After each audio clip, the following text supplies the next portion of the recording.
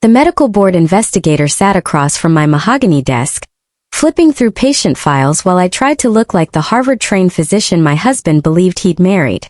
What she didn't know was that every medical decision in those files had been made by someone who'd never stepped foot in a medical school, and 3 people were dead because of it. The acceptance letter from Harvard Medical School arrived on a Tuesday morning, addressed to Dr. Valentina Chan, exactly as I designed it using professional letterhead I'd downloaded and medical terminology I'd researched for weeks. Colton was making coffee when I came downstairs with the letter, carefully folded and aged to look like it had been stored for years. "I found this while going through some old documents," I said casually. "Remember how I told you I went to Harvard for medical school? This was my original acceptance letter." Colton examined the letter with the same careful attention he brought to his work as a software engineer, reading every word of my fabricated admission to one of the country's most prestigious medical programs. "This is incredible, Valentina," he said, his voice filled with admiration. "I knew you were brilliant, but Harvard Medical School? No wonder you're such an exceptional doctor." The pride in his eyes made my stomach twist with guilt, but not enough to stop me from continuing the elaborate deception I'd been building for 6 months. We'd been dating for 8 months when I first told Colton I was a physician. I'd actually been working as a medical receptionist at a dermatology clinic, filing insurance claims and scheduling appointments while dreaming of the respect and financial security that came with being an actual doctor. When Colton mentioned that he'd always been impressed by medical professionals, I'd impulsively claimed to have completed my residency in internal medicine and was taking a break from practicing while deciding on my next career move. The lie had grown organically from there. I'd spent hours researching medical terminology, memorizing procedure names, and creating believable stories about patients I'd supposedly treated during my residency. Colton's fascination with my supposed medical expertise encouraged me to elaborate on my fictional background, eventually claiming that I'd graduated from Harvard Medical School with honors and completed a competitive residency program at Massachusetts General Hospital. "I've been thinking about getting back into practice," I told Colton over dinner, 6 weeks after showing him the fake acceptance letter. "Maybe opening my own clinic, focusing on preventive medicine and wellness. I miss helping patients directly." This wasn't entirely untrue. I did want to help people, and I'd convinced myself that I'd learned enough about medicine through my receptionist work and extensive internet research to provide basic healthcare services. Colton's response exceeded my expectations. "You should definitely do it," he said enthusiastically. "With your Harvard background and hospital experience, you could build something really special. I could help with the business side, maybe even provide startup funding." He'd been working at a tech company for 8 years and had accumulated substantial savings that he'd been looking for ways to invest. How much would it cost to start a practice? I'd researched the costs of opening medical clinics extensively, creating detailed spreadsheets of equipment needs, facility requirements, and operational expenses. "Probably around $400,000 to do it properly," I replied, knowing that this amount would be significant enough to seem legitimate while being within Colton's investment capacity.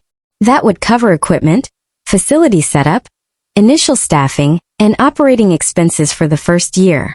"Let's do it," Colton said without hesitation. "I've been looking for investment opportunities, and what could be better than supporting my brilliant wife's return to medicine?" We'd been engaged for 2 months, and he'd recently inherited money from his grandfather that had increased his available capital substantially. "We could be partners in this. You provide the medical expertise, and I'll handle the business management." The idea of Colton being involved in the daily operations of my fake medical practice terrified me, since he'd quickly discover that I had no actual medical knowledge. "I appreciate the offer," I said carefully, "but medical practices have very specific regulatory requirements. It might be better if you remained a silent investor and let me handle the operational aspects." This satisfied Colton's desire to support my career, while limiting his access to details that would expose my deception. Over the following months, I threw myself into learning everything I could about medical practice management, patient care protocols, and diagnostic procedures. I'd convinced myself that with enough research and careful attention to established medical guidelines, I could provide competent healthcare without formal training. The internet provided access to medical journals, diagnostic criteria, and treatment protocols that seemed to contain everything I'd need to function as a primary care physician. Finding a suitable location for my fake practice required careful consideration of both appearance and practical limitations. I needed a facility that looked professional enough to convince patients in Colton that I was a legitimate physician, but in a location where established medical professionals wouldn't be likely to discover my lack of credentials. After 2 months of searching, I found a perfect space in a medical complex in a suburb 30 minutes from the city center. The facility had previously housed a dermatology practice that had relocated, leaving behind basic medical equipment and examination rooms that only needed updating and restocking. The rent was $8,000 monthly, which seemed reasonable for the professional appearance it provided. I signed a 3-year lease using my fake medical credentials, listing Harvard Medical School as my educational background and Massachusetts General Hospital as my residency training. Colton was thrilled when I showed him the space and outlined my plans for renovation and equipment purchases. "This is going to be incredible," he said, walking through the empty examination rooms and envisioning them filled with patients. "You'll be able to provide such personalized care compared to those overcrowded hospital systems." His excitement about my supposed return to medicine made my deception feel more real and justified. Setting up the practice required obtaining medical equipment, hiring support staff, and establishing relationships with laboratories and pharmacies that would accept orders from my clinic. I'd learned enough about medical practice requirements to know what equipment was essential, and how to make my facility look authentic to both patients and Colton. The total investment reached $420,000, slightly more than my original estimate, but still within Colton's budget. Hiring staff presented unique challenges, since I needed employees who would accept my authority as a physician without questioning my background too closely. I hired 2 medical assistants who were new to the field and a receptionist who had experience with small practices, but wasn't familiar with physician credentialing requirements. I told them I'd recently moved from Massachusetts and was waiting for my license transfer to be finalized, which explained any gaps in my documentation. The medical license issue was my most significant challenge, since patients would expect to see credentials and state licensing boards maintain databases of legitimate physicians. I'd researched the requirements for obtaining a medical license and realized that completing the application process would require verification of education and training I didn't possess. Instead, I created fake license documentation and planned to tell patients that my license was being processed through interstate transfer procedures. Dr. Valentina Chen's medical wellness clinic opened on a Monday morning in September, exactly 14 months after I'd first told Colton I was a physician. The waiting room was tastefully decorated with medical journals and patient education materials I'd carefully selected to create an atmosphere of professional competence. Colton had taken the day off work to attend the opening, and his pride in my accomplishment made me feel both guilty about my deception and determined to make the practice successful. My first patient was Mrs. Eleanor Walsh, a 67-year-old woman seeking treatment for chronic arthritis pain that hadn't responded well to previous treatments. I'd researched arthritis extensively and felt confident that I could provide helpful recommendations based on established medical guidelines. After examining Mrs. Walsh and reviewing her medical history, I prescribed a combination of medications that research suggested were effective for her condition. "Dr. Chen seems very knowledgeable," Mrs. Walsh told my receptionist after her appointment. She took time to really understand my symptoms and explain treatment options clearly. This positive feedback reinforced my belief that I could provide competent medical care, based on research and careful attention to established protocols. Over the following weeks, I treated patients with common conditions like hypertension, diabetes management, and routine preventive care. The practice grew quickly through word-of-mouth referrals and online reviews from satisfied patients. Within 3 months, I was seeing 20 to 30 patients weekly, generating revenue that exceeded my operating expenses, and began repaying Colton's investment. "You're building something really special," Colton observed during one of his weekly visits to review the business aspects of the practice. "Patient satisfaction is incredible, and the financial performance is ahead of projections." My approach to patient care was conservative and research-based, focusing on proven treatments for common conditions, while referring complicated cases to specialists at established hospitals. I developed systematic procedures for handling different types of patient concerns, always referring to medical literature before making treatment recommendations. This approach worked well for routine healthcare needs and helped me avoid situations where my lack of formal training might become apparent. 6 months after opening the practice, I encountered my first serious medical emergency when Thomas Rivera, a 45-year-old construction worker, came to the clinic experiencing chest pain and shortness of breath. Based on my research about cardiac symptoms, I immediately called an ambulance and arranged for his transport to the nearest emergency room. The emergency physician later confirmed that Mr. Rivera had been experiencing a heart attack, and my quick recognition of the symptoms had potentially saved his life. Dr. Chen's rapid response was exactly what the situation required. The emergency physician told Mr. Rivera's family. This positive outcome from a serious medical situation increased my confidence in my ability to practice medicine safely, based on research and careful attention to established protocols. I began accepting more complex cases and expanding the range of services offered at my clinic. The success of my medical practice had transformed my relationship with Colton and my sense of personal accomplishment. I was earning substantial income from a profession I'd always admired, helping patients with real medical needs, and building something that felt meaningful and important. The initial deception about my medical training felt less significant compared to the actual healthcare I was providing to patients who genuinely benefited from my services. Colton proposed marriage on the 1-year anniversary of the clinic's opening, presenting me with a ring during a celebration dinner he'd planned to commemorate both my professional success and our personal milestone. "I'm so proud of what you've built," he said as I examined the beautiful engagement ring. "You're not just an incredible doctor. You're an incredible businesswoman too." His admiration for my supposed achievements made accepting his proposal feel both wonderful and terrifying.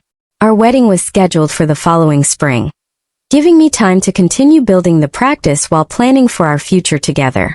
Colton had started discussing the possibility of expanding my clinic to additional locations, potentially creating a small chain of wellness-focused medical practices that could serve underserved communities. The idea excited me because it would allow me to help more patients, but it also made me nervous about maintaining my deception on a larger scale. 18 months after opening the clinic, I began treating Patricia Hoffman, a 52-year-old teacher who came to me seeking help with persistent fatigue and weight loss that she'd been experiencing for several months. Based on my research about her symptoms, I ordered standard blood tests and recommended dietary changes while we waited for the results. The laboratory findings showed some irregularities, but nothing that seemed immediately concerning according to the medical literature I consulted. Ms. Hoffman's symptoms continued despite my initial treatment recommendations, so I prescribed additional medications and suggested lifestyle modifications that research indicated might address her condition. She was appreciative of my thoroughness and attention to her concerns, telling other patients that I was the first physician who'd taken her symptoms seriously and developed a comprehensive treatment plan.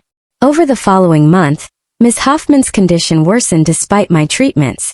She experienced increased fatigue, weight loss, and new symptoms that didn't respond to the medications I prescribed. When I researched her symptom progression, I found several possible explanations and adjusted her treatment plan accordingly. However, her condition continued to decline, and she began experiencing complications that were outside my knowledge base. I referred Ms. Hoffman to an oncology specialist when her symptoms suggested the possibility of cancer, but the referral was delayed by insurance approval processes and scheduling difficulties. During the 2-week wait for her specialist appointment, her condition deteriorated rapidly, and she was eventually hospitalized with advanced pancreatic cancer that had been present during her initial visits to my clinic. The oncologist who treated Ms. Hoffman reviewed her medical records from my clinic and contacted me with concerns about my diagnostic approach and treatment decisions. "Dr. Chan," he said during our phone conversation, "the symptoms Ms. Hoffman presented 6 months ago were classic indicators of pancreatic cancer. The blood test abnormalities you documented should have prompted immediate imaging and specialist referral." I tried to explain my reasoning and the research I'd consulted, but the oncologist's questions revealed gaps in my medical knowledge that couldn't be explained by different clinical approaches or outdated information. "Where did you complete your medical training?" he asked eventually. "Your diagnostic reasoning doesn't align with standard medical education, and I'm concerned about patient safety at your clinic." Ms. Hoffman died 3 weeks later, and her family requested copies of her medical records from my clinic, as they considered legal action against both my practice and the specialists who'd been involved in her care. The medical malpractice attorney they consulted reviewed my treatment decisions and requested verification of my medical credentials as part of their investigation into potential negligence. The credential verification request was forwarded to the state medical board, which began its own investigation into my background and licensing status. When they contacted Harvard Medical School to verify my claimed graduation, the school confirmed that they had no record of Valentina Chun ever attending their medical program. Similar inquiries to Massachusetts General Hospital revealed that I'd never completed a residency there. Dr. Helen Morrison from the State Medical Board called my clinic on a Tuesday morning, exactly 2 years after I'd opened the practice. "Dr. Chun, I need to schedule a meeting to discuss some irregularities we've discovered regarding your medical credentials," she said. "Can you come to our offices tomorrow morning to provide additional documentation about your education and training?" I knew this was the end of my deception, but I agreed to the meeting while frantically trying to figure out how to handle the situation. I'd been practicing medicine for 2 years, helping hundreds of patients, and generating substantial income that had repaid most of Colton's investment. The idea of losing everything I'd built was devastating, but I couldn't provide documentation for medical training I'd never received.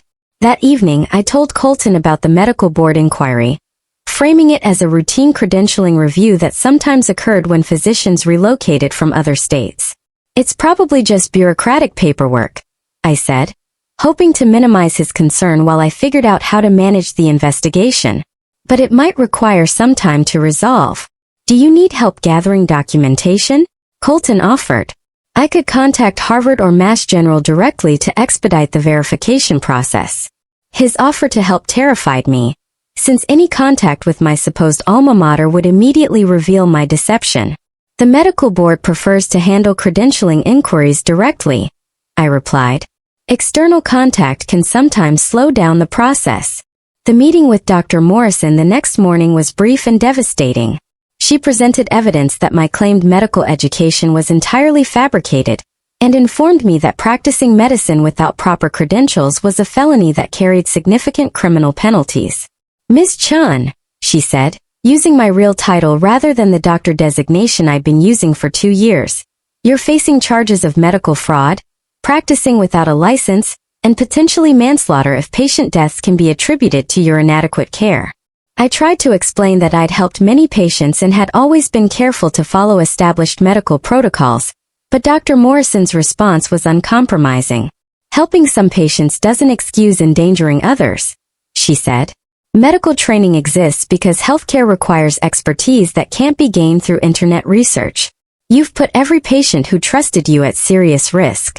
The medical board immediately suspended my practice and began a comprehensive review of every patient I'd treated over the past 2 years. State investigators seized my medical records, patient files, and business documentation as evidence in what would become a criminal case against me. The clinic was closed pending the investigation, and my staff was terminated with explanations that their employer had been practicing medicine illegally. Colton learned about my arrest from a news report that evening, since I'd been taken into custody during the medical board raid and hadn't been allowed to call him before being processed.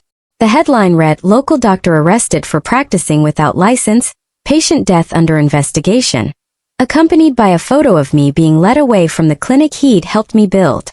When I was finally released on bail 12 hours later, Colton was waiting at the jail with questions I couldn't answer without destroying our relationship completely. "Valentina, what's happening?"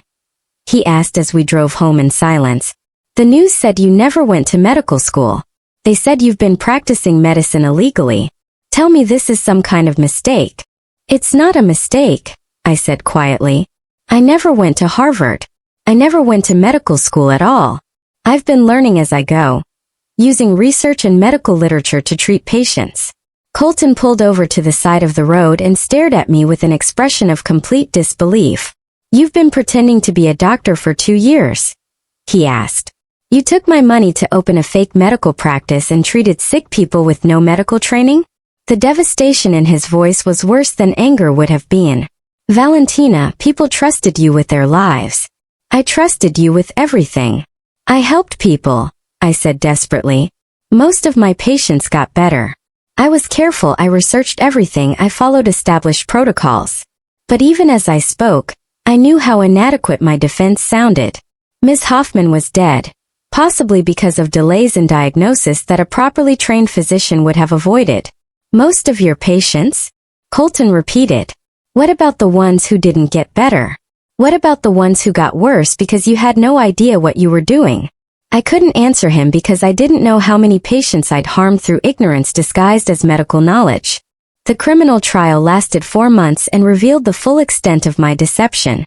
Prosecutors presented evidence that I'd forged medical credentials, fraudulently obtained prescription privileges, and caused harm to multiple patients through inadequate care.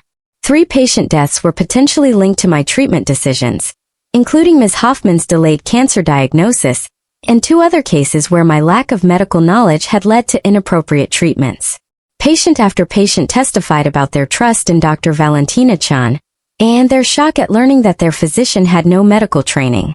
Some described how my treatments had helped them, while others detailed complications and worsened conditions that resulted from my care. The prosecution argued that any positive outcomes were accidental and couldn't justify the systematic fraud I'd committed against vulnerable people seeking healthcare. Colton testified during the trial, describing how I deceived him about my medical background and used his investment to fund a legal medical practice. I believed I was supporting my wife's legitimate medical career, he told the court. Instead, I was unknowingly funding a fraud that put people's lives at risk. His testimony was factual and devastating, delivered by someone who'd once admired my supposed medical expertise. The defense attempted to argue that I genuinely wanted to help patients and had provided competent care based on extensive research and careful attention to medical literature. My attorney emphasized the positive patient outcomes and suggested that my lack of formal training didn't necessarily mean I provided inadequate care. However, the prosecution's medical experts testified that proper diagnosis and treatment required years of specialized education that couldn't be replaced by internet research. I was convicted on multiple felony charges: practicing medicine without a license, medical fraud, identity theft, and involuntary manslaughter in connection with Ms. Hoffman's death. The judge sentenced me to 12 years in prison, noting that my crimes had violated the most fundamental trust between patients and healthcare providers. Ms. Chun exploited people's vulnerability and desperation for medical care, the judge said during sentencing. Her deception wasn't just financial fraud. It was a betrayal of the sacred relationship between physician and patient. Colton divorced me while I was awaiting sentencing, and I never saw him again after the trial ended. The $420,000 he'd invested in my fake medical practice was classified as proceeds from criminal activity and wasn't recoverable through our divorce settlement. He'd lost not just his money, but his faith in his ability to judge people's character and trustworthiness. I'm writing this from prison, where I've had 6 years to think about the difference between wanting to help people and actually being qualified to help them. My intentions had been good, but my methods were fraudulent and dangerous. Ms. Hoffman might still be alive if I'd recognized her symptoms correctly. Dozens of other patients might have received better care from legitimate physicians instead of someone pretending to have medical knowledge. The irony is that I could have actually become a physician if I pursued proper medical education instead of faking credentials. I was intelligent enough to succeed in medical school, motivated enough to help patients, and organized enough to manage a successful practice. But I'd wanted the respect and income of being a doctor without earning them through years of difficult training. The hardest part isn't the prison sentence or the lost relationship with Colton. It's knowing that I betrayed the trust of hundreds of patients who believed they were receiving care from a trained medical professional. They deserved better than someone who'd learned medicine from internet searches and convinced herself that good intentions were equivalent to medical expertise. Sometimes fellow inmates ask me what it was like being a doctor, and I have to remind them that I never was one. I was just someone who played doctor so convincingly that I fooled myself along with everyone else. The patients who trusted Dr. Valentina Chan deserved a real physician, not someone whose medical knowledge came from Google searches and stolen credentials. I have 6 more years to serve before I'm eligible for parole. When I'm released, I'll be prohibited from working in healthcare, and will carry felony convictions that will limit my employment opportunities for the rest of my life. The 2 years I spent playing doctor will cost me decades of consequences, and rightfully so. The clinic building still stands empty, with a for lease sign where my nameplate used to hang. Sometimes I wonder if real physicians drive past and think about how someone without medical training convinced an entire community that she was qualified to treat their medical needs. The scariest part is how easy it was to fool people who desperately wanted to trust their doctor. Colton remarried 2 years after our divorce, to an actual physician who'd graduated from medical school and completed legitimate residency training. I heard about their wedding through mutual acquaintances who thought I should know he'd found happiness with someone who actually possessed the qualifications I'd only pretended to have. She's probably a better doctor than I ever could have been, even with proper training. If I could do it over, I'd go to college, apply to medical school, and earn the right to call myself a doctor through years of study and supervised practice. But you can't undo fraud that cost people their lives, and you can't rebuild trust that was broken by fundamental deception about who you are and what you're capable of doing. Dr. Valentina Chan never existed. She was just a fantasy created by someone who wanted to be something she wasn't qualified to be. The real Valentina Chan is serving time for pretending to be someone she never could have been, no matter how convincing the performance or how good the intentions.